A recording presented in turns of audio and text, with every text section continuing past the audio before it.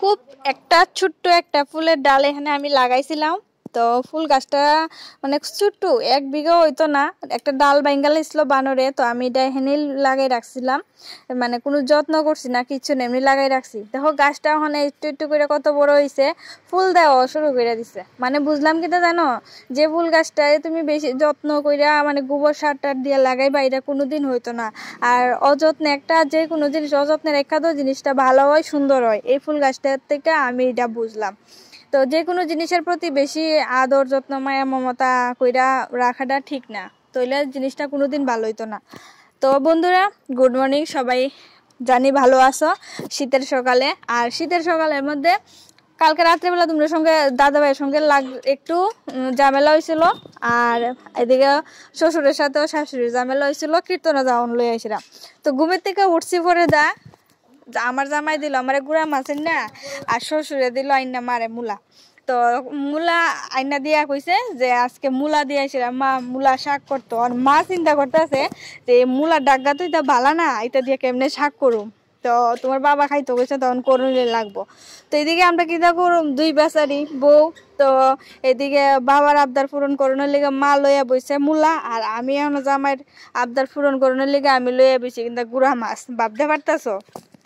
তো বিশেষ করে যারা জামাইয়েরা আসো না, বউরের মুখে না বিকা কয় না যে হাতে মারতাম না বাতে মারুম, এমন অবস্থা আর কি। তো এদিকে দেখো আমি মাছ কাটতে লাইছি, অনেকটি মাছ, প্রায় 1 কেজি মাছ হইব।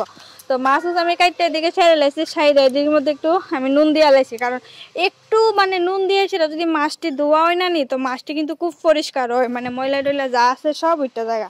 তো এইদিকে আমি মাছটি করে লাইছি, মানে দইয়া লাইছি মোটামুটি, দইয়ের দিকে জলের মধ্যে আরো মানে 4-5 বার করে ধুইছি।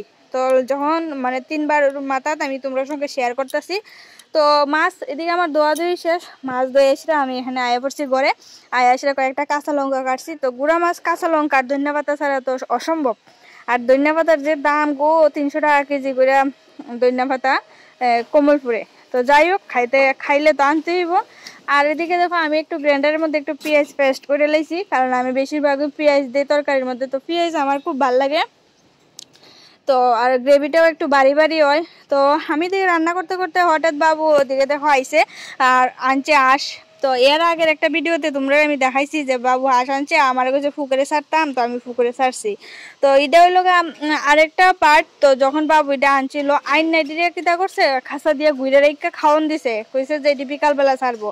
আর তারপরে এদিকে আমি আছি রান্না করে আয়াসিরা দেখো গরম যত মশলা, জিরা, ধনিয়া, হলুদ, মরিচ যা আছে, কাঁচা লঙ্কা, নুন টুন দিয়ে আমি ভালো ভালো করে মাছটিরে মাখাইয়ে লইতাছি। তো আমি আগে মশলাটা মানে মাছের সঙ্গে মাখাইলাম, কারণ গুঁড়া মাছ যেহেতু বেশি লাড়াচাড়া করা যায় না, বেশি লাড়াচাড়া করলে তো মাছ একবারে ভাঙ্গা একদম ভর্তা।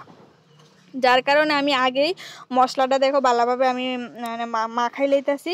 তো বন্ধুরা, মাখাই দিকে আমার কমপ্লিট। দেখে কত ভাল লাগতেছে না? আমার যেমন ইচ্ছে হইতেছিল কলা পাতার মধ্যে যদি পাতুরি গুঁড়া খাইতাম, তো সবচেয়ে টেস্ট হইলো। তো কলা পাতার পাতুরিটা আমার ঘরে 2 জন বালাফা না 3 জন বালাফা, তো যার কারণে করছি না।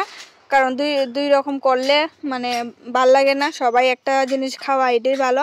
তো এদিকে আমি কড়ার মধ্যে দিয়ে লিছি তেল, তেল দিয়ে আসি আমি এদিকে মাছ একটু একটু করে দিয়ে লাইতাছি, মানে হালকা ভাবে একটু উল্টামো ফুলটামো। আর আস্তে ভাবে যদি এটা না মানে লাড়া দেওয়া হয়, তাহলে কিন্তু ওইটি মানে ভাঙ্গা যাইব গা। তো আমি খুব আস্তে আস্তে দেখো মাছের থেকে মানে যে পেঁয়াজটা দিছিলাম, পেঁয়াজের থেকে জল উঠতেছে। তো এদিকে যখন মাছ আমার মোটামুটি সাতলানি শেষ, তখন আমি দিয়া লাইছি জুল, দেওয়ার পরে উপরে দিয়া লাইছি ধনিয়া পাতা। তো ধনিয়া পাতাটা দিয়ে সেটা যখন একটু জুলটাও একটু ফুটবো, গ্রেভিটা একটু বাড়ি বাড়ি হইব, তখন নামাইলাম। আমি কিন্তু গুঁড়া মাছের পাতলা জুল আমার একদম ভাল লাগে না। তো বন্ধুরা, আমার এদিকে রান্নাবান্না শেষ করে সেটা বাইরে গেছি, গিয়ে সেটা দেখি আমার একটা ফুল গাছ, এটা মানে আমার বলতে যে আমার বাড়ির ওই আমার জেঠি শাশুড়ি লাগাইছে। তো এটা ভাবলাম তোমরা সঙ্গে এটা আমি শেয়ার করি। আর দেখো আমি বয়স দেওয়ার সময় আমার গলাটা মানে অনেক খুশখুশ করতেছিল, তোমরা একটু ম্যানেজ করে নিও।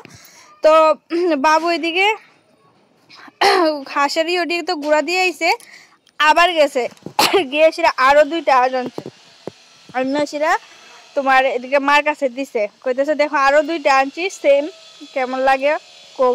তো মা কইতেছে আগে 2টা আনছো, ওখানে আবার 2টা কে লিগা আনছো। বাবু কইতেছে 2টা আনছি, তো লই আইছি, আরো 2টা পাইছি, ভালো লই আইছি। তো যাই হোক বন্ধুরা, পরিবারে নতুন 2জন আইছে। আর পরে আমি গিয়ে খাঁচার নিচে দিয়া যাইতেছি, ভিডিও করতাম। তো দেখি হাঁসটি ভয় পাইতেছে, যার কারণে আমার বেশি কাছে গেছি না। আর এদিকে দেওয়া ফুল দিয়ে গলাতে অনেক প্রবলেম হইতেছে বন্ধুরা। তো আমি আর বয়সটা দেই না, ভিডিও এখানে শেষ করি। দেখা হইব নতুন আরেকটা সকালে, নতুন আরেকটা ভিডিওতে। সবাই ভালো থেকো, সুস্থ থেকো। তো টাটা, দেখা হইব নতুন আরেকটা ভিডিওতে। তোমরা এখন আমি আর বয়স দিতেই পারতো।